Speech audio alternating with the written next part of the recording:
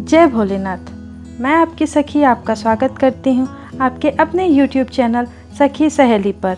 आज हम बात करेंगे कि हरितालिका तीज कब है और कैसे करें तीज कि बना रहे सौभाग्य। क्या मतलब होता है हरितालिका तीज का और क्यों मनाया जाता है। हरितालिका तीज व्रत भाद्रपद शुक्ल पक्ष की तृतीया के दिन मनाया जाता है।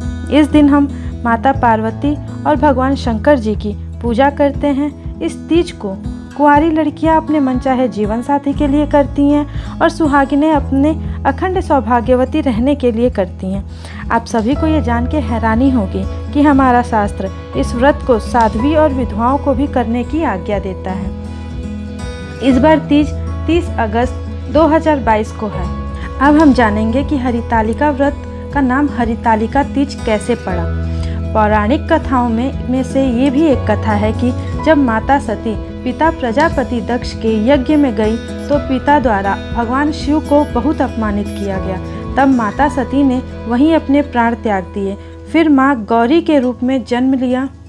जन्म से ही माता गौरी भगवान शिव को अपने पति के रूप में मान चुकी थी और उन्हें पाने के लिए अत्यंत कठोर तपस्या की। पिता हिमाचल पुत्री की यह तपस्या देखकर बहुत चिंतित हुए और नारद जी से इस विषय में चर्चा किए। तब नारद जी ने भगवान विष्णु से विवाह का प्रस्ताव रखा।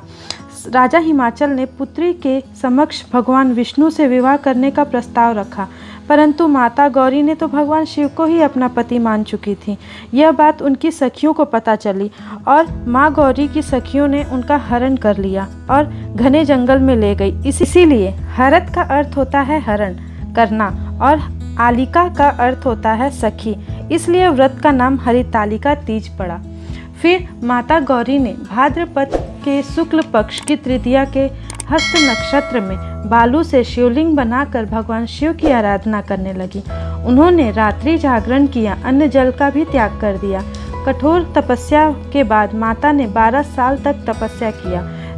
यह देखकर भगवान शिव प्रसन्न होकर माँ गौरी को अपनी पत्नी के रूप में स्वीकार किए। इसलिए हरितालिका तीज में रात्रि जागरण का अत्यधिक महत्व दिया गया है। तो अब हम बात करेंगे पूजन विधि। सबसे पहले हमें यह श्लोक बोलना है और संकल्प लेना है। उमा महेश्वर सायुज्ये सिद्धे हरितालिका व्रत अहम करिष्ये। यह श्लोक बोलकर संकल्प करें। फिर बालू या काली मिट्टी जो भी आपको मिले उससे शिवलिंग और माता पार्वती गणेश जी की मूर्ति बनाएं। इसके बाद माता पार्वती जी के लिए सुहाग की सामग्री जैसे मेहंदी, चूड़ी, बिंदी, सिंदूर, आलता, कंघी, शीशा, चुनरी को एक थाली में सजा कर रखें। भगवान शिव के लिए धोती या अंगोछा रखें और उन्हें समर्पित करें। सुहाग की सामग्री किसी ब्राह्मणी को और धोती अंगोछा किसी ब्राह्मण को दें। फिर पूजा अर्चना कर हरितालिका तीज की कथा पढ़ें। फिर आरती करें, पहले गणेश जी की, फिर भोलेनाथ की, तत्पश्चात माता गौरी की आरती करें। फिर परिक्रमा करें। हरितालिका पूजा प्रदोष काल में ही करना चाहिए। प्रदोष काल अथवा दिन और रात के मिलन को प्रदोष काल कहा जाता है। तीजा की रात को जागरण करना चाहिए और कोशिश करना चाहिए कि हम दिन में भी न सोएं।